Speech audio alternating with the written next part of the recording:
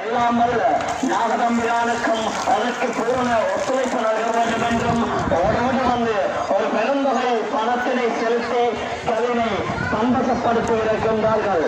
எனவே தற்போது கலைக்கு உரியவராக திகழ்கின்றவர்கள் திருப்பலகாமத்தை பிறப்பிடமாகவும் வசிப்பிடமாகவும் கொண்டு வாழ்ந்த லட்சுமி எனும் அன்பராவார். இவருக்கு எல்லாம் வல்ல கலியுகத்தில்